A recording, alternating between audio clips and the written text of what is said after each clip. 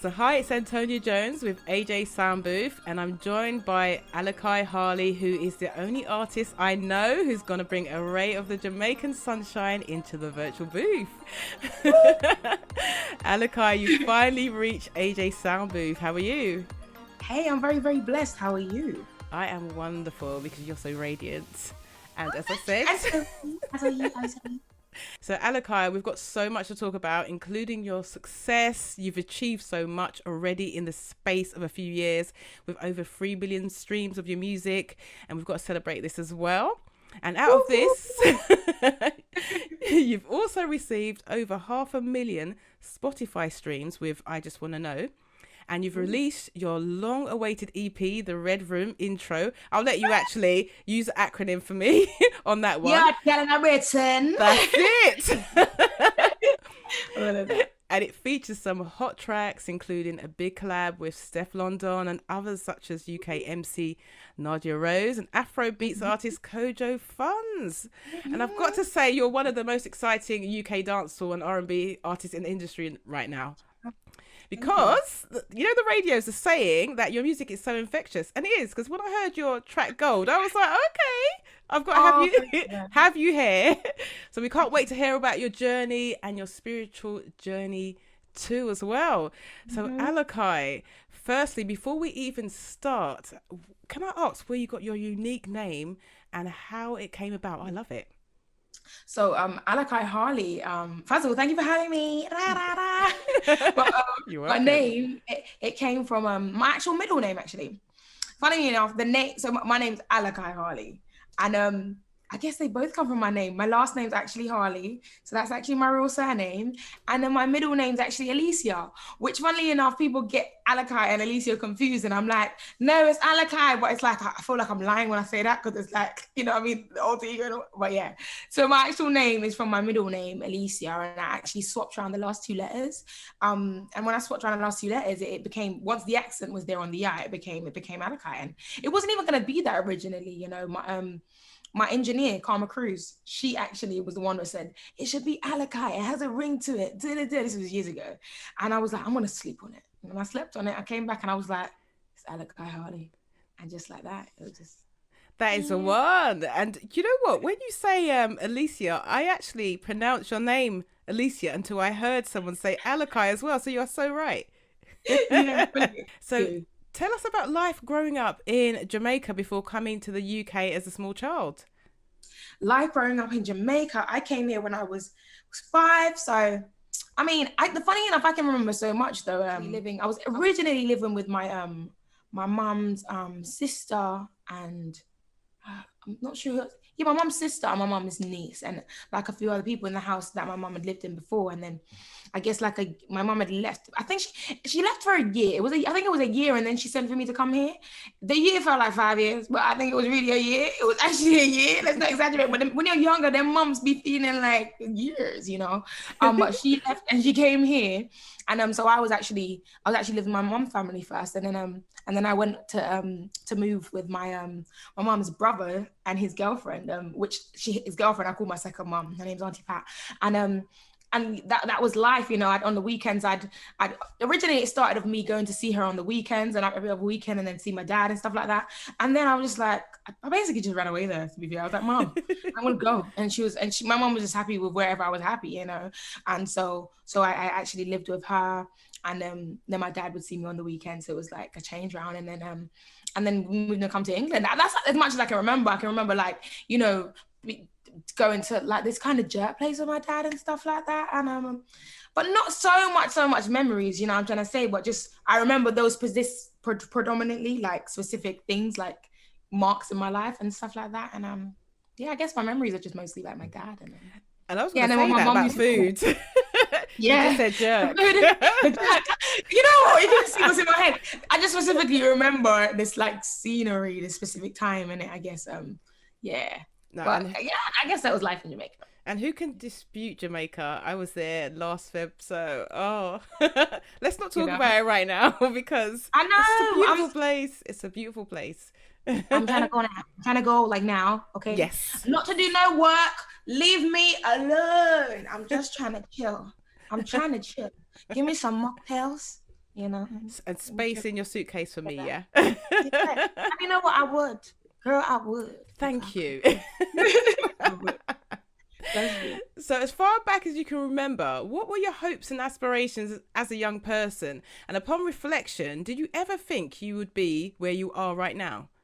Yes, yes, and yes, and yes. It's so crazy because, you know, even me talking about from like that child, the one thing that was always the same was like, you know, from before I was in Jamaica, from when I was in Jamaica, sorry, it was, I'm gonna be the star. I'm gonna be the singer. I'm gonna be the superstar. I'm gonna be a singer. Like, I just knew that this was what it was. I visualized it. I used to really. Now I realize that maybe I was manifesting my. Not baby. I definitely was. I used to have a thing when I used to go to sleep at night. I created a world. It's so funny. I don't talk much about this world. It's a Tell me whole more. world in my brain. Just a world. It wasn't like me now, and I did it throughout life. It's only mostly like maybe since I've like maybe the last 4 years that I haven't like been in touch with that whole world that I created. But I literally went to bed in a whole different world from when I was younger. Like I used to live in the future, if that makes sense. I never actually lived in the moment. I used to be excited to go to just be by myself, to be able to do that whole thing where I just close my eyes and I'd create this imaginary like what life would be like. And it was all of this. It's weird enough. It was like different stages of what my life is actually now. Like different things have actually happened that I've already, you know, I'm trying to say, visualize it or whatever. And yeah, so that's so I guess I always saw it being like this, but I always knew that it wasn't going to just come. I knew that I had to work for it to get like that. And obviously for me, I'm not content where I am now, you know. I mean, I'm praying to God for me to be content in other areas, content, you know, I mean, certain things, but like, you know, there's so much more, like, you know, so much more. And that goals and that achieving stuff. And that world that you talk about, singing, UK dancehall, and also international dancehall, because it originates from Jamaica and the Caribbean islands, and R&B in your sights. What was it like breaking into the scene? Because you said you thought into the future, you spoke it into being, and what was it like for you? Because I'd say when I broke in, I was broken in 2017 with Gold, you know, and for very long before that, I was like doing so much other things, you know, and dabbling and trying and do a thing, and then they're like, oh, you're not sure, but you know, like it didn't come out as a surprise, so like, because I was planning, you know, I'm trying to say, I was setting a goal. I remember a lot of people may not know, but Gold came from a campaign I was doing called Hot Shot Tuesdays, and I had this belief that a song out of this campaign, I was creating a song every week and I would drop it on a Tuesday. I had to create it within the space of a week. And my thought was, one of these songs is going to be the song that pops off. And lo and behold, the 10th song was Gold, you know, and it was really gold, you know, like it opened up so many doors. And I guess once it started happening, I was just letting it happen. But it's so crazy because at that time, when Gold was released, it was one of the hardest times in my life. You know, I've been through not something else that's like way worse, not even way worse, but just feels way intense than that. But I'd actually lost the person that I loved so much, like the love of my life, I'd say, when Gold was dropped. So I'd released Gold, and then he passed in his sleep, and it was so unexpected. And that was I guess I dealt with grief before, like losing my father in 2008, whereas I feel like my father was in Jamaica, and I guess this person was here, and it was like an actual lover, and and I was now grown and more understanding stuff, and it was a lot for one's brain, but at the same time, Gold is popping off. So It was a very bittersweet moment of do I stay here right now and be sad and stuff. And don't get twisted, what people didn't know is I was drinking. I remember Naomi was like, don't worry, girl, I'm gonna come to your house now. I'm gonna drink with you, so you won't have to drink by yourself. And we just rolled through and kept it going, and Naomi's my best friend, by the way. But we just kept it going until that time did pass, you know, and I calmed down, and but I held it. I would say it was a bittersweet moment, but I was grateful in all of it, and God held me through, and I stayed prayed up, and yeah, it was a door of opportunity, but it was a really hard time. It was. Wow, thank you so much for sharing that, and just to see where you've come now from 2017 to 2021. And what strikes me about your music is your flow and style, especially which goes from singing melodies to dancehall. You've got a hint of rapping as well, and as we spoke about your breakthrough track as well, and also some of your earlier music. And I do remember seeing your Instagram post with Gold, and I was like, who is this? You know, amazing. And then I heard I Just Want to Know, which is it's an Ashanti sampling R&B track, which has amassed over 1 million Spotify streams and counting. Wow. Ooh. Wow. Congratulations on that one. I didn't even click on that. Okay. It's going on, you know. Ooh.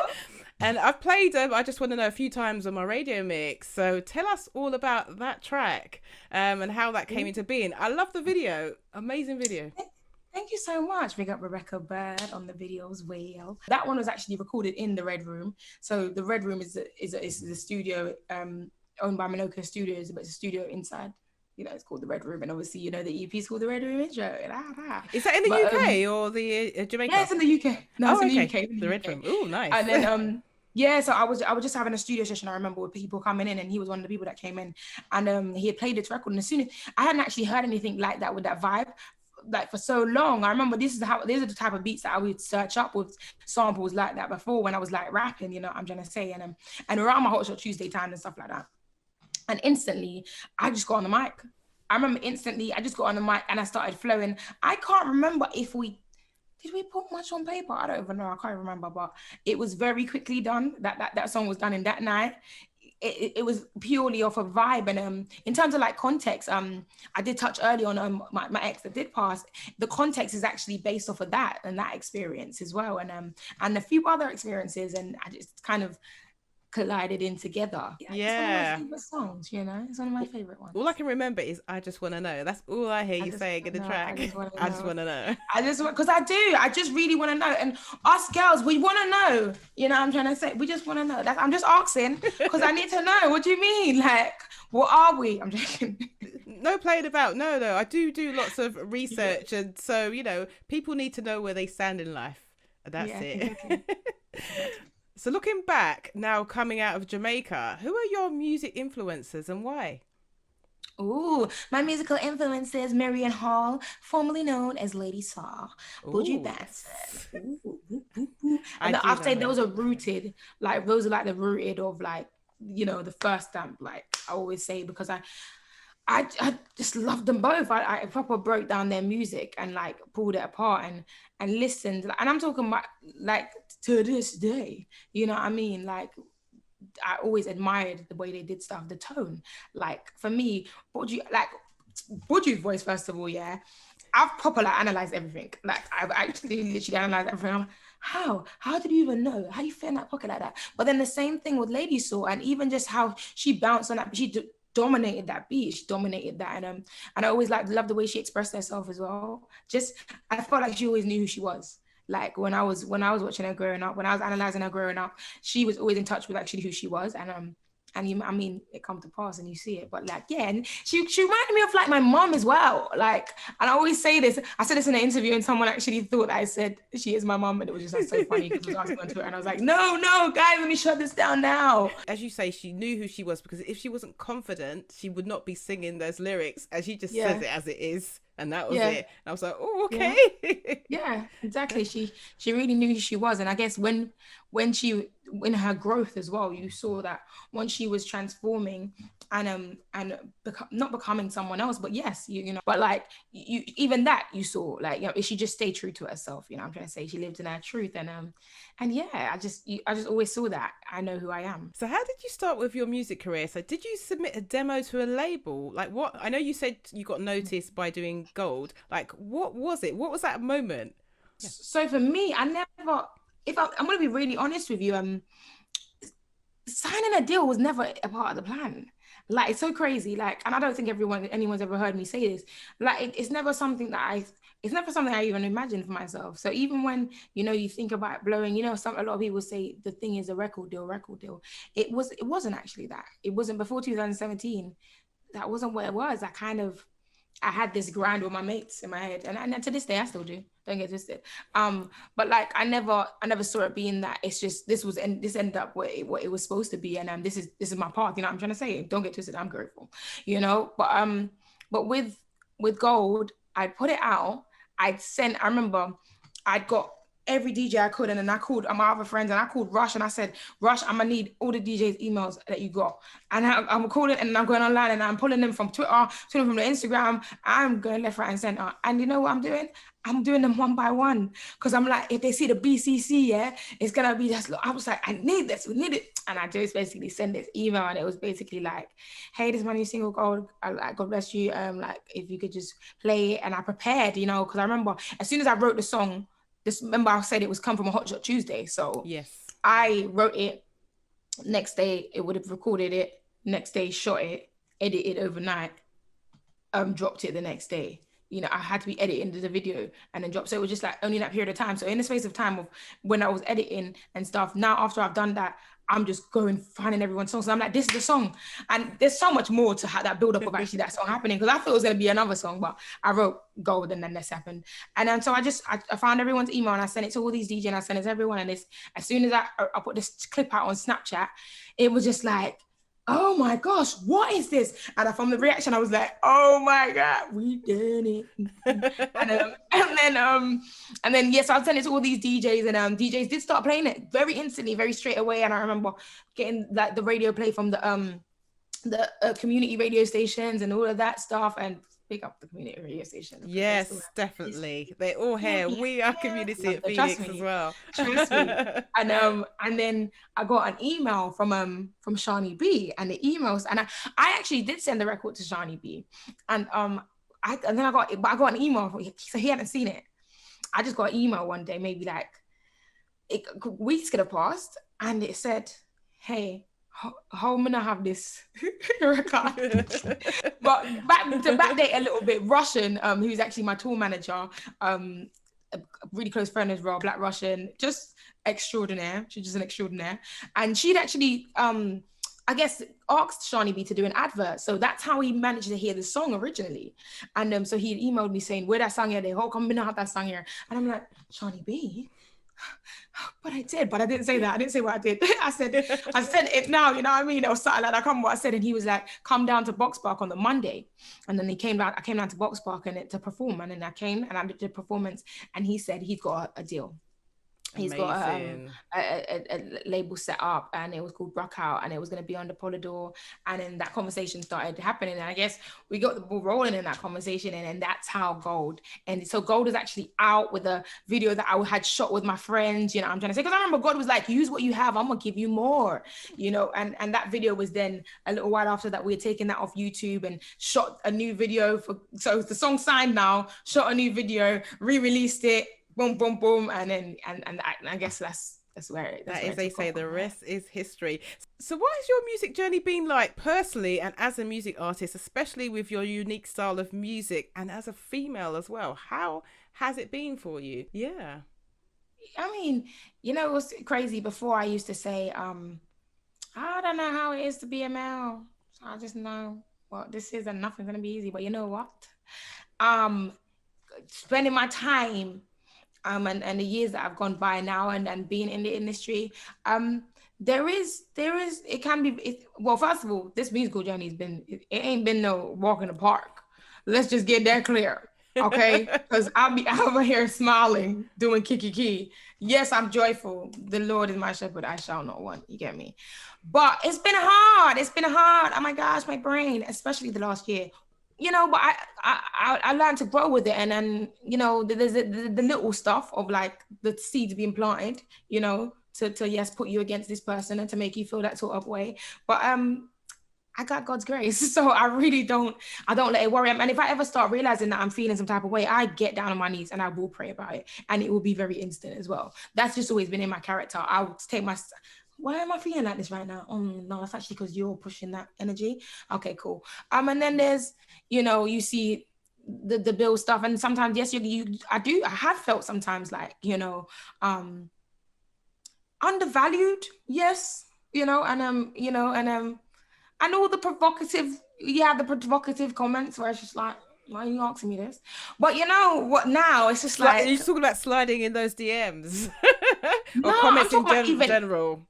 I'm talking about sometimes even in interviews like how we're having right now, you know, I'm just saying just certain stuff that might be out of the ordinary to ask that you wouldn't necessarily ask. Like here and there, you have had them slight ones, and you know, and I've had people having to cut it out for themselves because of the way I have responded to you. You get me? So like, you know what I mean? Like I've had it, and you know, and seeing that, okay, cool. Oh, this is because I'm a girl. Oh, I understand you still. I understand, you know, what you mean now. I'm with you know, now.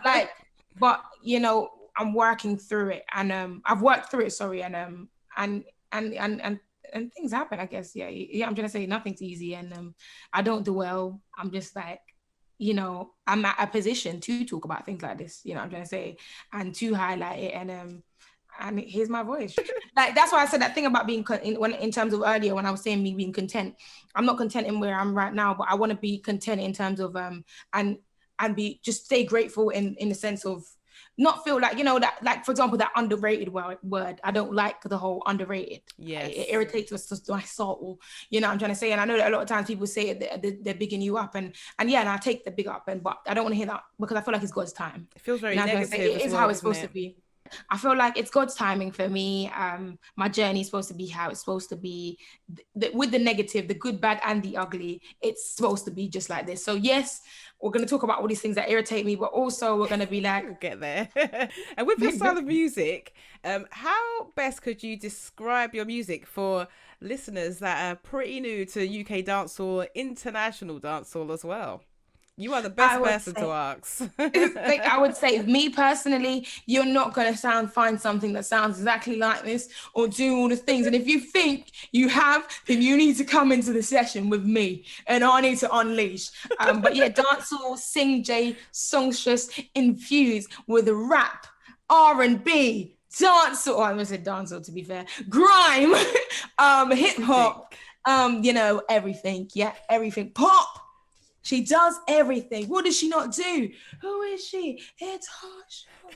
Yeah. So basically everything. Thank you so much. There's nothing that I wouldn't touch on, you know. I literally just play with it and I cry my sound, and I'm the yard Gyal Inna Britain. So you picked a few of your favorite artists, which we're going to hear shortly. So please tell us about their music and what inspires you about them and why. Okay. So for me, Buju Banton, it's the tone. It's the tone in how he's always approaches the record. He fits straight into the pockets. He knows exactly where the pockets are in the music, and I've always admired that. And just like I've just broken down, and even just his range of what he writes about. You know, I'm gonna say it scales from all the whiny things, then, but also very, very cultural, very much you know, like for us Black people. You know, I'm gonna say for us like from the ghetto that come from nothing to something. You know, I'm gonna say so he's for the people. And that's what I've always admired as well, how he can go from one scale to another scale. And Lady Saw, I just love the fact that she just straight up, she's just her, she's who she was.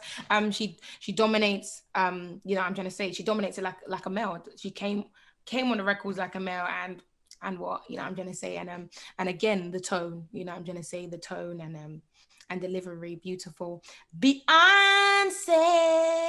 Do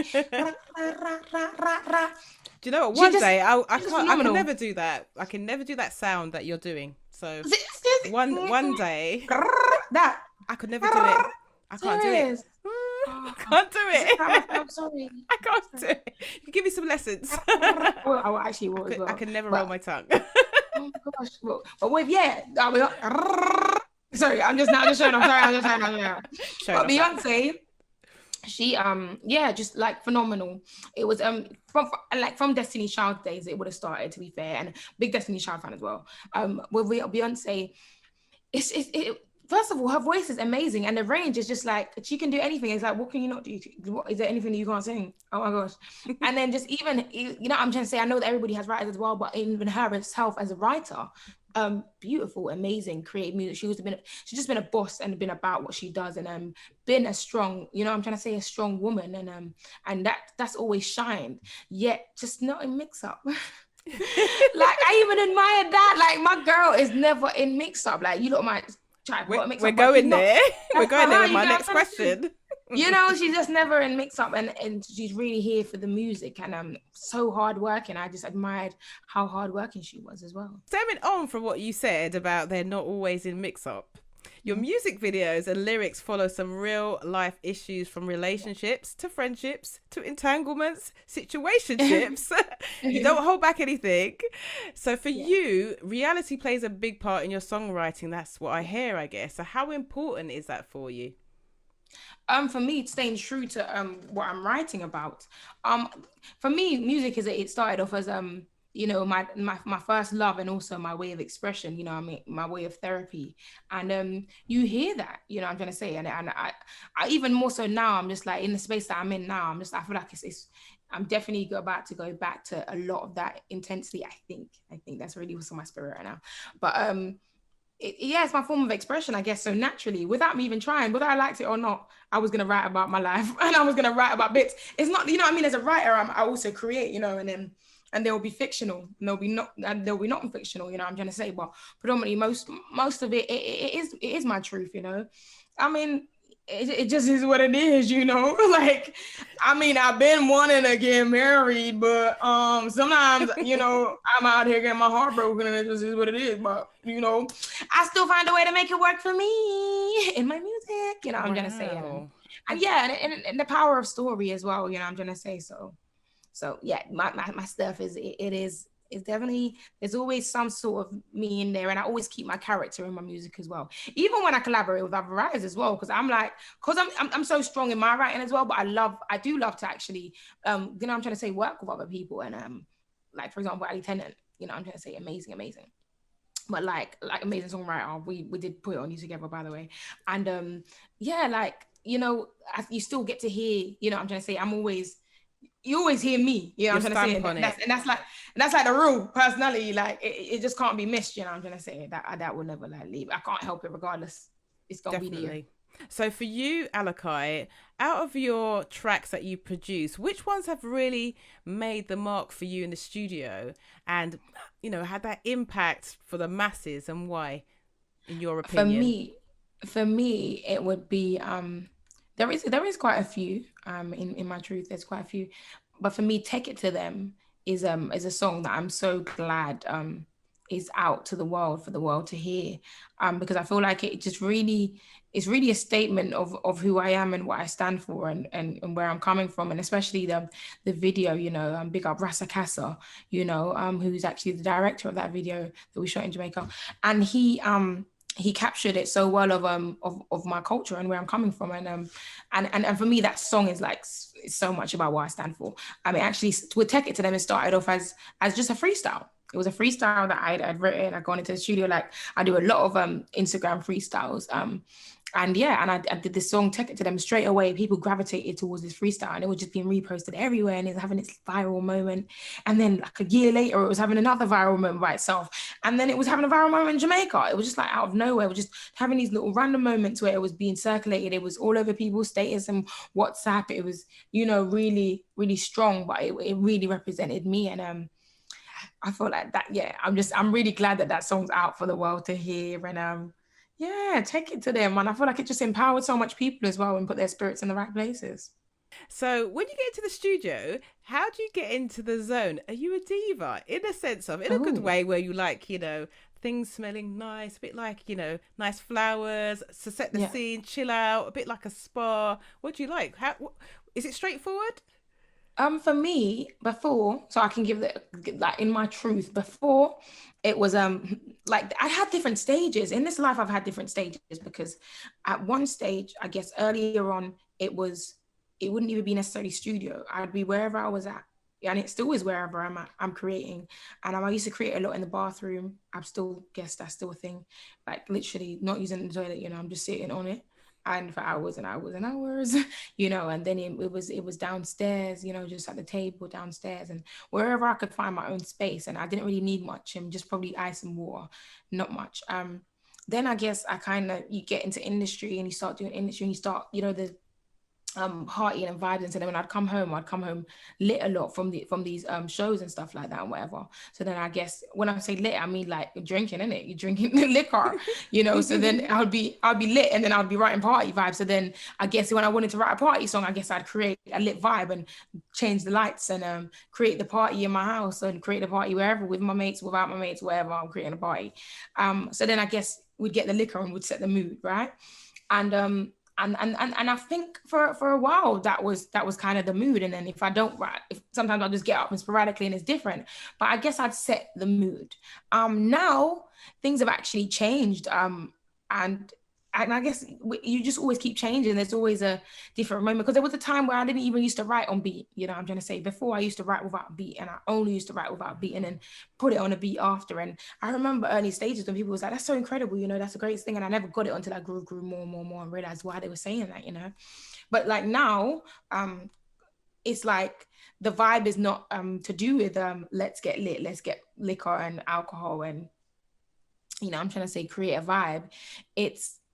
And I'm going to keep it so real. And this is not to say I don't drink right now, because I guess if I want to sip a wine, or if it depends on how I feel. It's in you know, I'm trying to say, in moderation, depending on when I want to, you know, I'm trying to say, and I take accountability and know, you need to chill out, whatever. And I guess, and the next week I could be saying I don't drink at all. Who knows? I'm grown. But now it's really some Holy Spirit, you know, I'm trying to say, just guide me. And I kind of always prayed, I guess, before more time sometimes before I create and whatever. But now I'm really invite the Holy Spirit when I am creating my music, and that I'm going to create, like I'm creating at home, or if I'm going into the studio or whatever, I really just invite God into the situation and ask him to guide that, and I don't depend on less vibe of, you know, thing. And it's so crazy, because I'll be out here feeling like I am lit, like I am drunk after I finished inviting the Lord up in this. Yeah, I'm just there vibing. I'm like, why am I feeling buzzing? This is crazy. Yeah, I'm trying to say. So it's just like it all changes, you know. I'm trying to say, but I guess for me right now, there's nothing that's gets needed. I set the lights, and I change the mood of the lights. You're right about that, because when I've come out of doing my live studio session, when I was doing my radio show, you're just on such a high because of your energy, and you don't need no alcohol. And this was from 6 o'clock in the morning. I would start my journey, obviously wake up at 5 until 7 o'clock, go live until 10 o'clock in the morning. 3 hours. And when you've got such good energy and you're happy, it's nothing. It's like nothing. That adrenaline rush is so nice. You know, and it's proper like nice. And it's crazy because I guess I've always been really flamboyant and loud and all sorts. Yeah, and when I was younger and when I was creating, I remember I just created. I just had this energy that was just always on 10, and I feel like you grow and you start drinking and you start doing all these things and you forget that energy is from you. It's not being given to you by this liquor or by anything else. It's genuinely the energy. And I'm just so glad I'm back to that person that can actually, like, if me and you are going back and forth, and we're, like you said, I'm gonna feel like I'm genuinely drunk in a second, and you can be like, you look at me like I'm crazy, and you probably ask, you know, I'm trying to say, you're right, but it's just an energy, and then that I could probably go party and be on some litter than anybody else inside there, because it's an energy thing, you know. So yeah, definitely for me, it's inviting the Holy Spirit into everything I do, and I set the lights, I change the mood, and whatever, and we good to go. And also I don't force it, and I'm done with forcing anything. No matter how high the demand is, I'm just done with forcing anything. You know, I'm trying to say, I'm creating music, but I don't want to hate this thing. I want to love it the same way I loved it in the beginning, and yes, for those reasons, sometimes I'm taking steps back. Like sometimes you have to take some steps back to go forward, and that brings me on to my next question. So I'm sure you have so many people who look up to you on your personal journey, and it also speaks volumes. It now plays a big part in your life. So you could tell us more about your spiritual journey and what led to that. I saw a few posts and I was so inspired and couldn't wait to speak to you about it, and how that has influenced your music now and your journey going forward. So for me, I, you know, for as long as I can remember, my mother has always, like when I was in Jamaica, like from a little girl, it was I remember my first encounter of knowing God and knowing like Christianity is just remembering being on my knees praying like at the bedside. And I remember there used to be a glass of water and you pray, you know, I'm trying to say, as a little girl, you got your nightie on, and I'd pray with I can remember praying with my mom, praying with my second mom, Auntie Pat, and my Auntie Bombo, and like stuff like that. But it was always, I guess it's crazy because I'm saying the women in my family, I guess, you know, I'm gonna say they show you how to pray, they teach you how to pray, you go on your knees and pray. Not to say now I go on my knees all the time to pray, but sometimes I do, like, you know what I mean, trying to say, but you can pray anyway.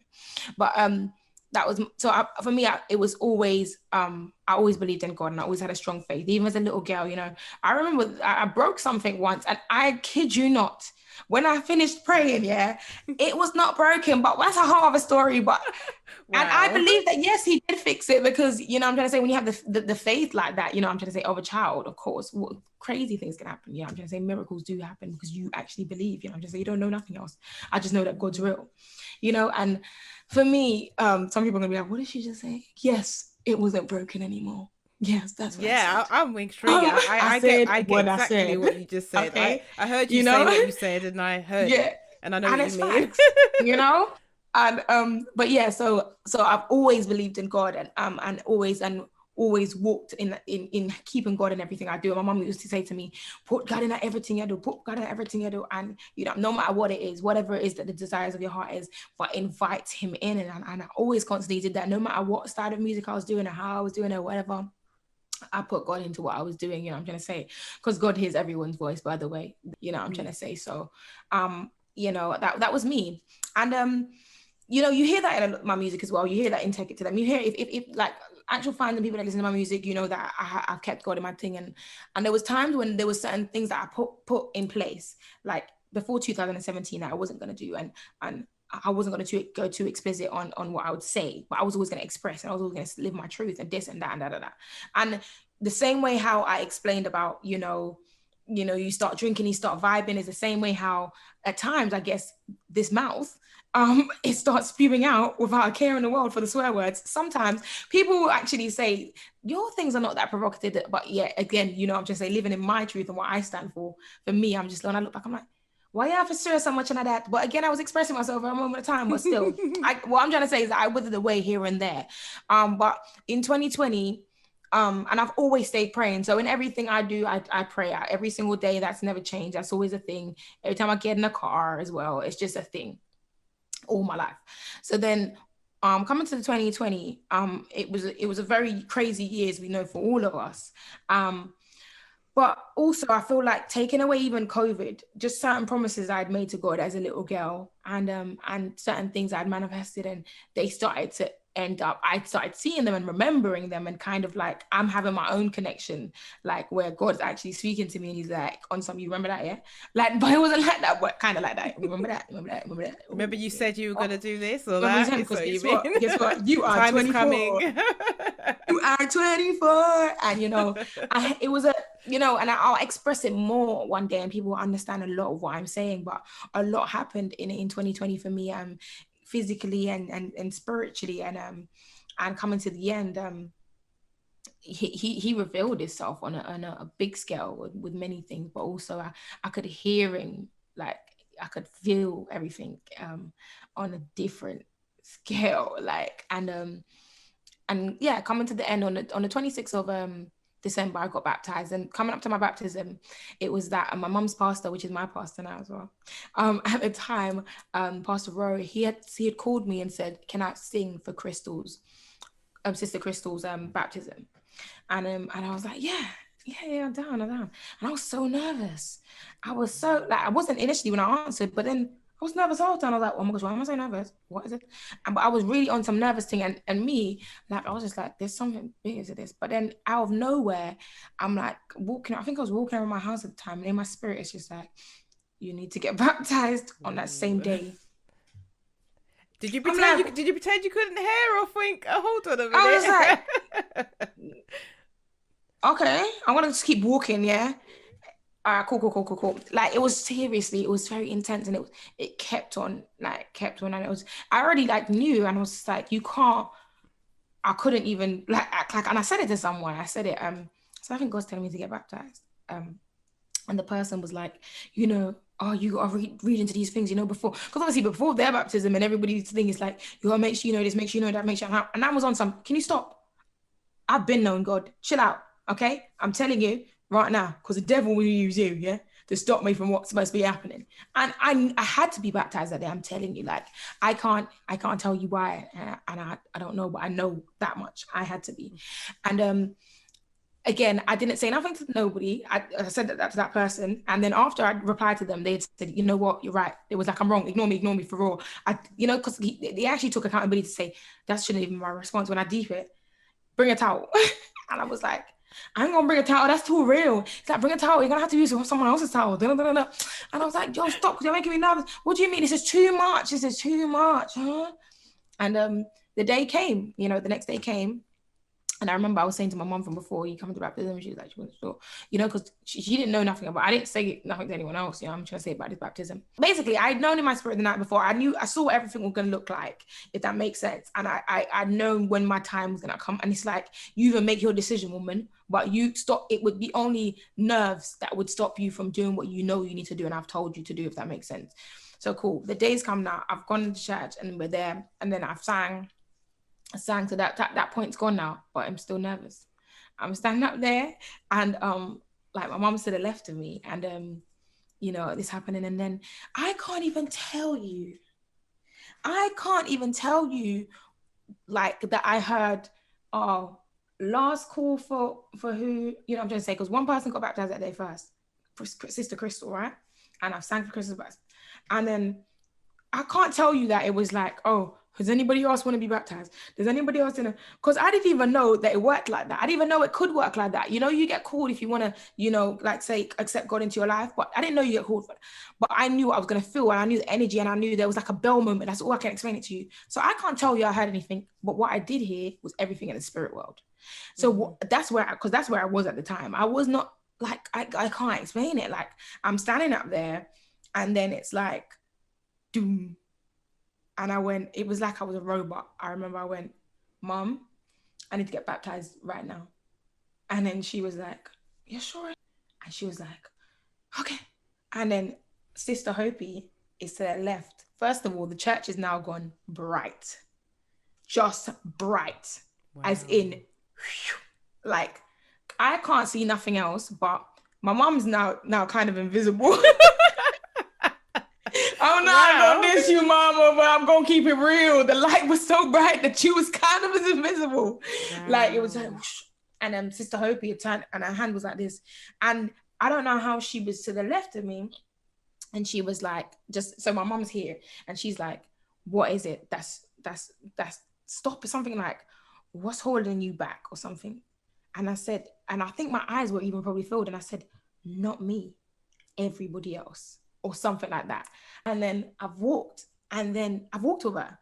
And then I was walking, and then she's talking, and then we're having it's like a personal, just a lot going on there, but she's connected, and she knows what's going on. Yeah, I'm trying to say what God's like doing. It's just everybody's being obedient. Yeah, I'm trying to say, and I've walked, and I've gone and around the back. And I guess when I can remember now, it's funny because it's taken a while for me to actually realize all of this, but she actually put she did my hair up and put a bag on my head. But all of that stuff, I wasn't even remembering and taking in and getting changed and stuff. It was almost like, this was me. Wow. This body was just moving how this body was moving, but everything else was going on up here. I'll tell you the truth, And then, and Pastor Roy didn't actually know that it was me. He didn't know it was me getting baptized. And then I even found out that the night before, God had said to him that another person, there's actually someone else getting baptized too. And he didn't know. So he's running around trying to get clothes. So bear in mind, I didn't bring no clothes. I didn't bring nothing.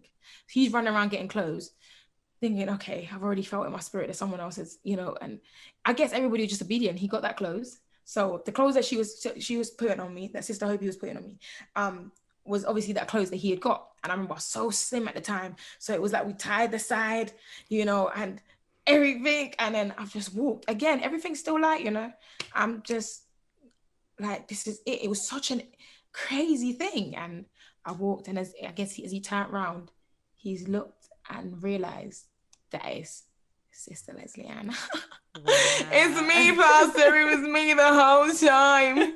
So he turned around, and then the baptism happened, and yeah, I knew it wasn't gonna be easy, and here I am now. I would never go back. This is supposed to be my life and my purpose, and I'm just gonna walk into my purpose. I'm gonna walk into it truthfully. Like I was saying earlier, every single day, I'm trying to say, every single day you grow. I'm still human. I'm not saying I'm gonna go out tomorrow and do a madness or cuss off somebody on a deep level. But I mean, what I'm trying to say. I'm not saying I might. I'm not saying, but I might. You get what I'm trying to say? But in here, what's going on in here, the spirit in what's going on in the spiritual world and what he's doing to me, and at some point, I'm trying to say he's gonna. I'll be tested. Yes, I've been getting tested. But I know what he's doing and where he's taking me to, and I know that much. I'm trying to say, and then the road wouldn't be easy. I'm trying to say, but he didn't bring me this far to leave me. And that's your personal journey as well that you're going to take with you. And we all need some guidance in our life. So I appreciate you sharing that because, as you say, you are human. So you're not going to come out with, right, these are the rules for my life. We're all different and you impact on others in other ways. And that's what really struck out to me when I saw you getting baptized. I actually watched the baptism and I was like, wow, that is an amazing step. And I really just actually admire you for doing that and showing the world basically that this is your journey without no fear. And that shows the transparency. No fear and no filter. Yeah, trust me. That's it. Thank you. Yes. So you've worked with Stefflon Don on your track No Drama and Rushing with Kojo Funds. How did these collabs come about? Oh, so with Steph, we had already like kind of communicated back and forth, and I'd been to like her birthday parties, I think 2 of them, and release party, like a secure release party and stuff like that. And then she'd shown support online. I think the original first encounter would have been like from Gold Times, and she had posted up just her like singing Gold and added me on Instagram, and it was like I was already always following her before then though, but like and that was the kind of first like kind of showing of support. So we was all supporting each other back and forth online. And then when before No Drama, a while before, no, obviously she like she did her verse and stuff. I think it was the Be Honest it was either the Be Honest refix or it was the Mash Up My Head freestyle. I feel like it's the Be Honest refix though. And she was just like, like how you say you like something, I'm just say like I'll big her up on something that she's done. Like, this is hard, for her. She had messaged about the Be Honest refix and just said it was hard or something. I was like, should we do like a back to back on the beat and whatever? And then she was like, no, I feel like it was either that beat. I could be wrong, could be something else, could have been done on one of my freestyles, I don't know. But she was like, no, let's do something fresh. But before that, I'd actually asked my manager to send over No Drama with the Gap to her manager. And so I said to her, did she get it? And she was like, no, send it to me, I'm trying to say. And then as soon as I sent it to her, she was like, this is a banger. She was like, I'm on it, I'm down, I love it, let's do it. And then she was just like, I'm trying to say, like, stay on to me, I'm on it, like. And not too long after that, she literally sent over the verse on my WhatsApp, and I was like, I mean, it was just like lit. It worked so beautifully, and then she killed her verse. I'm gonna say it. Beautiful. I just felt like even sounds like we was up in the studio, because we wasn't even up in the studio together. You get what I mean? Would never. That was so like, and then I just let her know how I was gonna fix in the end, and she was like, yeah, cool. And then back in with Distortion, and we kind of just, because you probably think some people will be like, what did you need to do? I'm just saying, but in terms of like engineering and stuff like that, and where you wanted the sound to sit and stuff like that, so we finished off and did all of that. Big up Distortion as well. Amazing. No, amazing. Amazing producer. Love, just like love all of your kind of EP tracks. So we're moving it on to that. So you've unveiled your new 10-track EP, The Red Room intro. Gyal Inna Britain. Yes, and the book Amazing Grace as well. We've already touched on some tracks already, which feature on your EP.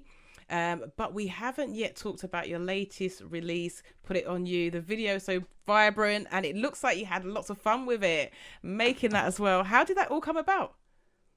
Oh, with the video for Put It On You, I literally said to Rebecca Bird, big up Rebecca Bird, amazing director. She also directed I Just Want to Know, phenomenal, beautiful person as well.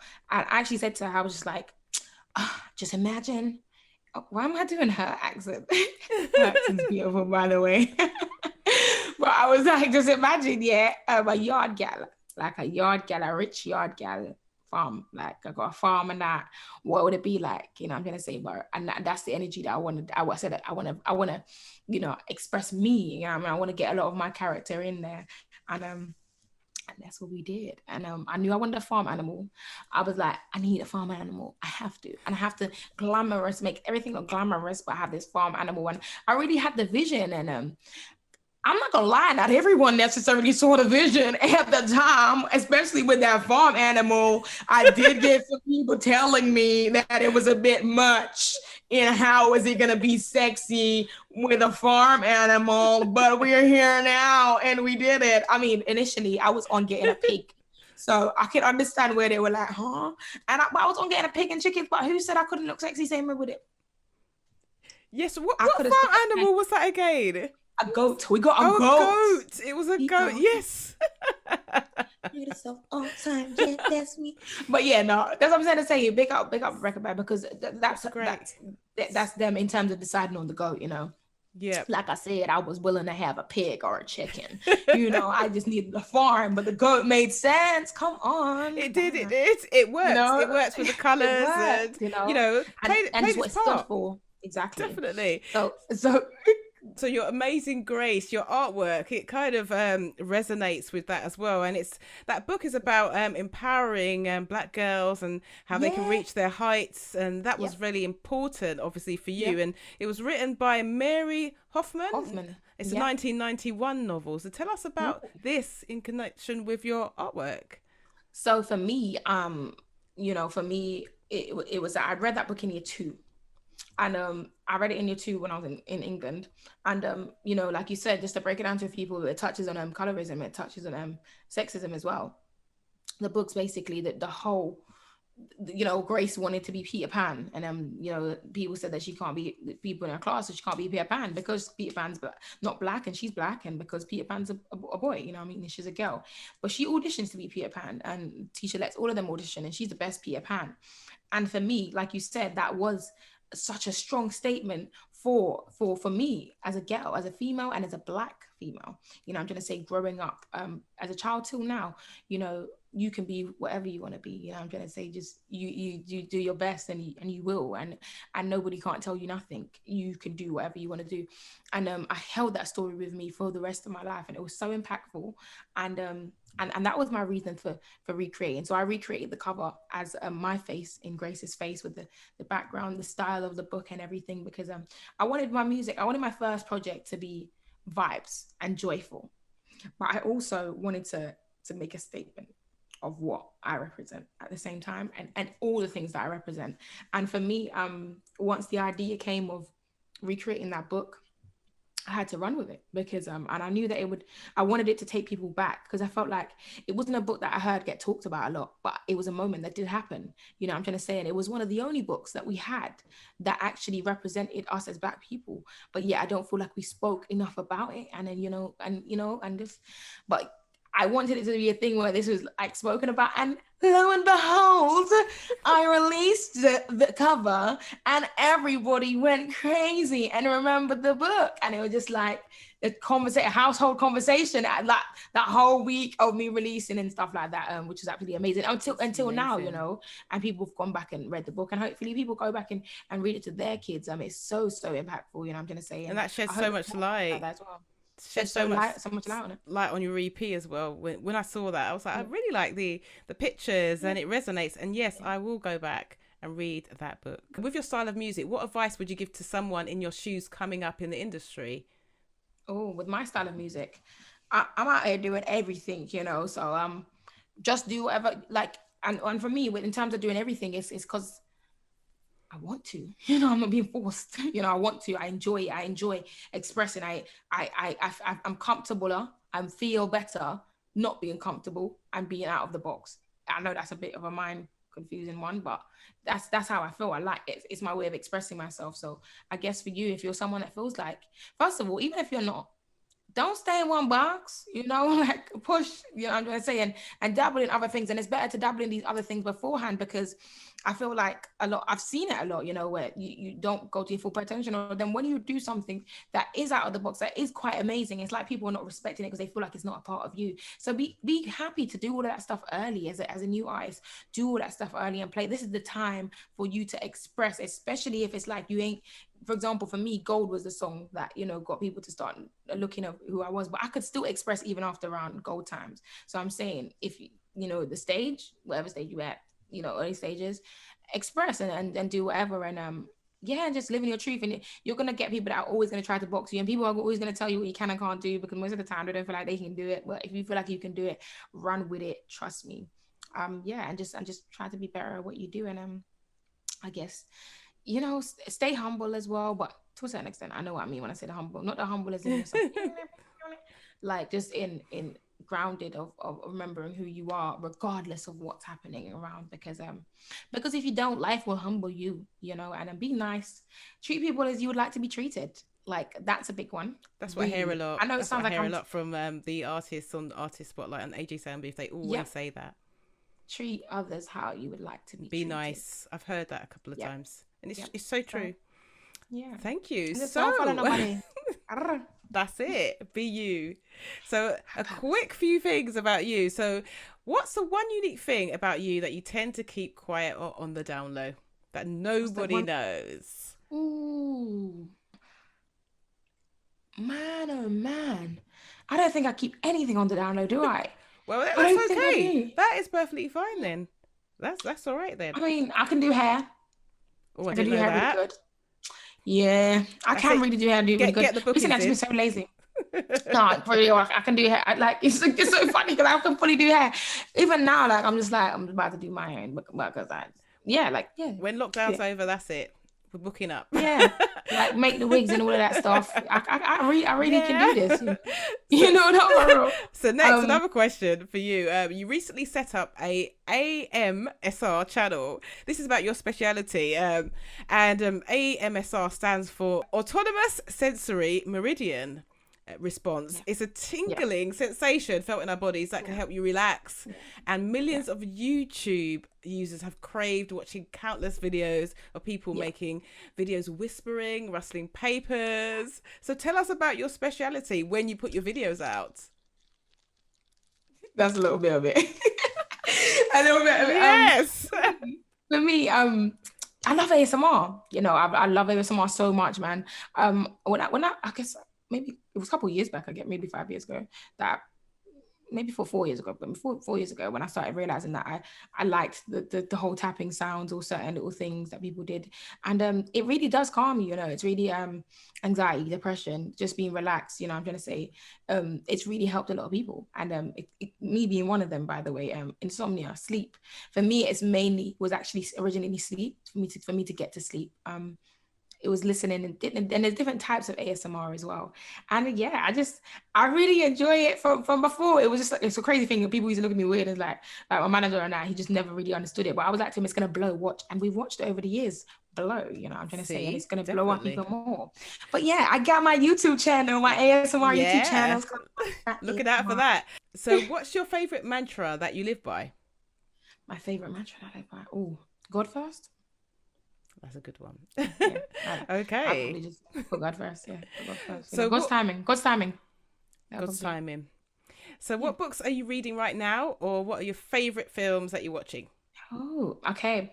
I'm reading Snowfall. I'm watching Snowfall, and I'm loving Snowfall. If no one knows Snowfall, like the star character is Damson Idris. The film, the series, it's just really amazing. It's really amazing. And I guess in terms of me, I ain't really been I don't really read books much, but you know what? I actually looked over it. I'm a big Wretch fan, by the way, and there's this Wretch book that I actually got when was it when his album came out, I think, and I hadn't read it for time, and recently I opened the pages and I've been starting to read it. That's what it looks like. So Wretch 32, and what's it called? Yeah, so Rapthology. Yeah, Rapthology, and it says Rapthology, lessons in life and lyrics. Right, I'm going to get a copy of that. Rich 32. Yeah. Sounds So yeah, interesting. and so I obviously, like I said, I don't really read much. I'm gonna be really honest with you. When I read digitally, Yes. digitally, I mean physically in hand. But yeah, I'm sure it's probably an audio version online. So what actually, is it but I've about just that started reading book that's made you pick that up to read? The reason why I opened it is it's weird because I guess recently, I've been on some personal stuff, and I just thought if the thought that came to my head basically the last 2 days, I think could have been yesterday. It's not even last 2 days, it could have been yesterday. The thought that came to my head is, if this is the artist that I am so inspired by and was so in touch with growing up, surely they would have gems to give back to me in whatever state of mind I'm in. And that's what made me open up the book. And lo and behold, yes, there is gems, and it's already starting. So that's what I'm saying. Yeah, this is probably the book that I'm reading. Funny enough, I don't read, but here I am. I'm definitely Big intrigued up by Rex that for book. too, by the way. Oh yes, his music and his producing is just out of this world. Looking forward to more of what he's doing, as well as yourself. So what can we expect from Alakai Harley in 2021? Because I know that you've done quite a few festivals and events. I know we've had the lockdown. What are we going to look out for from you now? Ooh. For me, it's going to be it's going to be whatever God leads me to do. I really want to do like my heart's thriving to fulfill more purpose. I'm gonna say, well, I guess the whole thing is my purpose anyway, but I mean, giving back and stuff like that. I really want to touch on mental health and that more from a perspective of when I say it, I don't mean just in terms of imprinting myself in something that's already, but I've got this whole thing in my brain of that I feel this whole missing gap of what needs to be fixed and what needs to be done. And I want to do these things. I'm going to say, I want this be long right now. We'll go on to explain what they are, but they are helping people and giving back. And one of them is in a sense of mental health. And I'm hoping it will be physical. It will be money that I get to give back at some point. Girl, get rich. But you know what I mean? But to be able to do it like that as well. But yeah, just highlight on stuff for the people. I want to be in that position. And of course, I'm really excited to see where God's going to take my music. I'm going to say in terms of my sound, I've already been creating, since after baptism. And but he's just told me to take my time. I'm going to say, yes. I've created and I've loved the records. They've been so sick. I'm going to say they just work. So yeah, I'm just more excited to see what that is. And again, I'm not forcing nothing. I'm really moving with my energy. Great. So Alakai, it's been great talking to you. And before you exit the virtual AJ Soundbooth, have you got any final words for our listeners? God bless you all. Thank you for listening. Thank you, girl, for having me. Antonia Jones. And the Red Room intro, Gyal Inna Britain EP is out now. And the Put On You music video is out now. Go and get there. Follow me, Alicai Harley. That's ALICAI HARLAY. Glory be to God. You have been amazing.